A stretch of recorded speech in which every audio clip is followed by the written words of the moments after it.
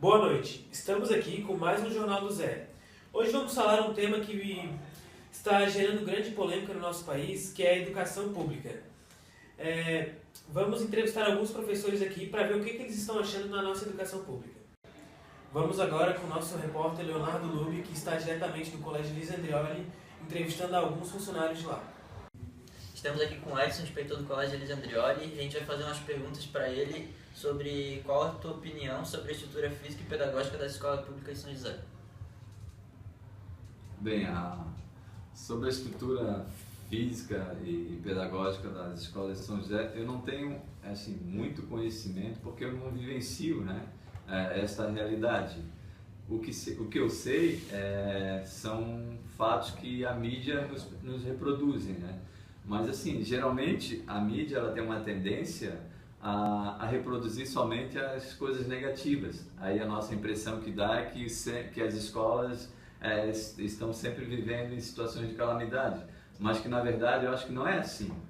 Eu lembro que na minha formação acadêmica nós tivemos a oportunidade de fazer estágio em dois colégios, públicos de São José, e aí lecionamos para o Fundamental 1 e Fundamental 2.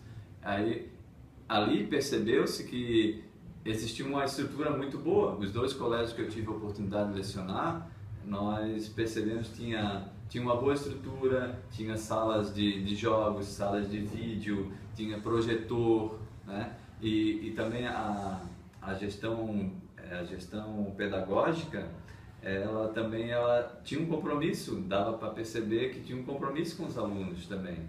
E assim, pelo que eu presenciei, eu acredito muito que as estruturas são boas. Elas são boas, mas o que mais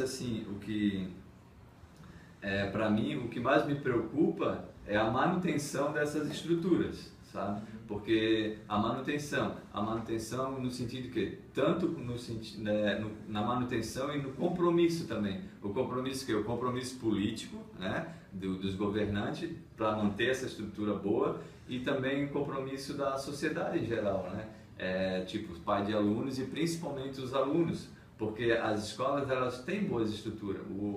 O que eu quero focar é nessa manutenção, que a pessoa preserve isso realmente. Aí sim, se tiver essa manutenção, com certeza a questão pedagógica ela vai ser muito melhor, porque o professor vai ter mais condições de trabalhar, de praticar a metodologia de uma forma diferenciada. Então assim, todos vão se beneficiar. Então o grande aspecto realmente disso, o que você dá sobre a pergunta de vocês, a minha resposta é esta, que existe sim uma estrutura boa, a questão metodológica, a metodologia também é boa, a questão pedagógica também é boa, porque a gente percebe que existem projetos democráticos que dão suporte para isso, para que o diretor, o professor possa estar trabalhando bem. O foco mesmo é que esteja realmente a responsabilidade de todos e manter essa instituição para que aí sim, tendo ela sendo mantida, todos podem se beneficiar na questão do aprendizado, né? Tá, qual a sua opinião sobre o comportamento dos alunos nas escolas e por que eles agem de tal maneira? Bom, eu lembro, com relação ao comportamento dos alunos, eu vou me resgatar lá no passado. Eu vi um filme, esse filme ele chama-se 300. E ali nesse filme, o pai ele inicia o filme ele treinando o seu filho, que eram os espartanos, né? Treinando o seu filho para ser um guerreiro. E eu lembro que nesse filme ele levou o filho nas montanhas e deu uma espada e tinha um tigre. Parece que era um tigre de bengala e ou você mata o tigre ou você vai morrer. Então parecia assim uma questão muito de sobrevivência, né? Então e a educação aos poucos na Grécia também ela teve assim, era um sistema muito patriarca. Os filhos não tinham muita escolha. Era o pai que ensinava e depois veio os estrangeiros que eram escravos que ensinavam os filhos. E então eles não tinham muita liberdade, ou eles eram aquilo que era determinado pelo pai ou não. Mas aí a educação, graças a Deus, que bom, né? Que ela veio evoluindo ao longo do tempo, ela mudou muito e os jovens ganharam muitos direitos. A gente vê pesquisadores, bacharéis, né, escrevendo sobre a educação, sobre o direito do aluno, direitos humanos, a gente vê muito isso, mas esquecem-se de escrever sobre os deveres também dos alunos, sabe? Esquecem sobre os deveres, então por isso que parece estar isso um pouco desfocado. Fala-se tanto nos direitos do aluno, acaba esquecendo dos deveres, porque cada direito tem um dever. Se o aluno tem o direito de escola, de estudar, mas ele também tem o dever de respeitar o amigo, respeitar o professor, né?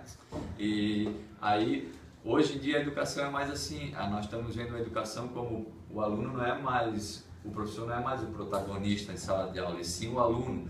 Aí talvez o aluno, por ter essa percepção, talvez ele não tenha um conhecimento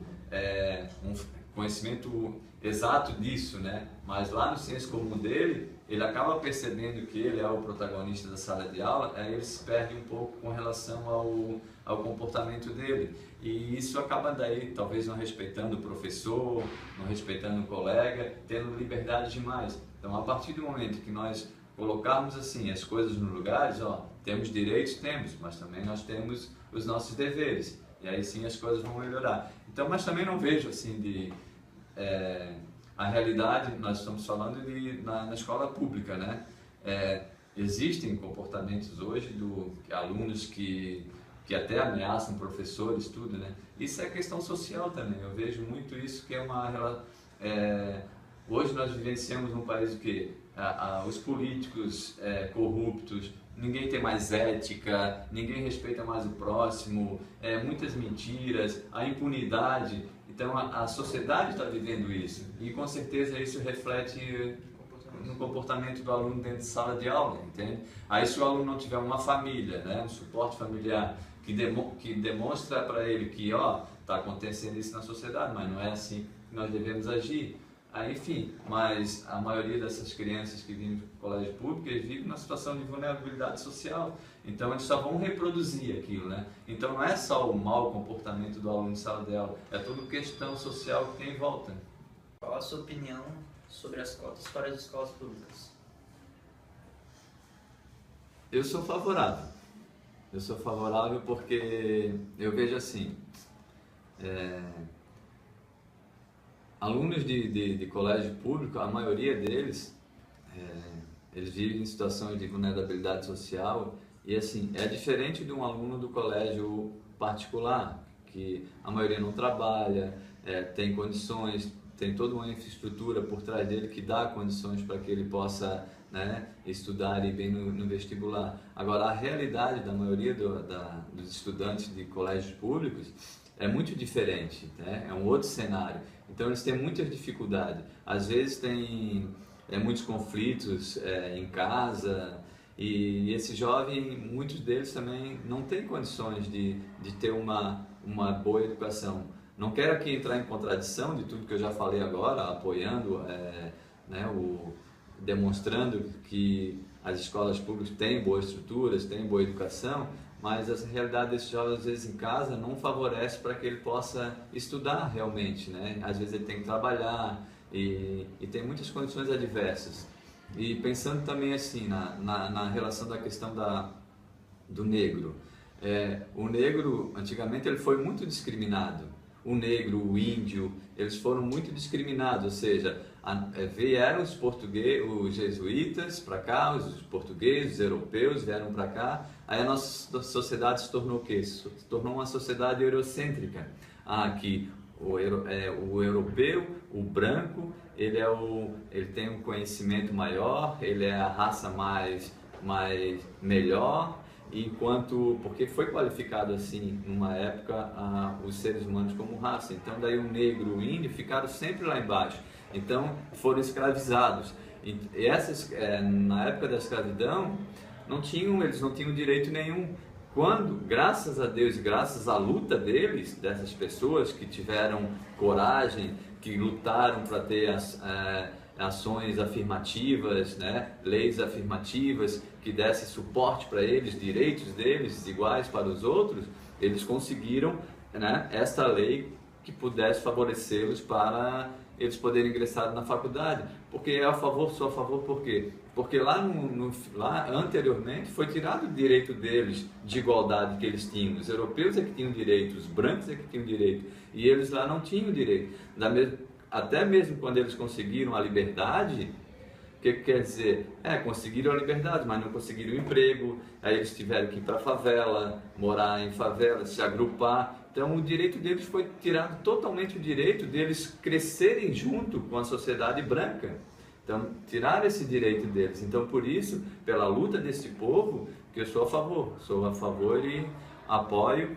E hoje, graças a Deus, a gente vive num país democrático, de igualdade. Existe muita discriminação, existe muita desigualdade ainda, mas assim, é através dessa luta do povo lá, dos negros, dos índios, que faz com que os jovens de hoje tenham essa consciência também e lutem também pelos seus direitos, direito de igualdade de todos, para que todos possam ter, chegando no vestibular, a mesma condição de igualdade da escola pública e escola particular. Aí sim, se todos chegarmos nessa condição, aí não tem por que ter essas cotas. Mas por enquanto, o país ainda não é um país igual, existe muita desigualdade. Então por isso que eu sou a favor das cotas. Te agradeço pela sua entrevista e até a próxima. Valeu. Esse foi mais um Jornal do Zé. Debatemos muitos assuntos sobre a educação pública. Tenham todos uma boa noite e até a próxima.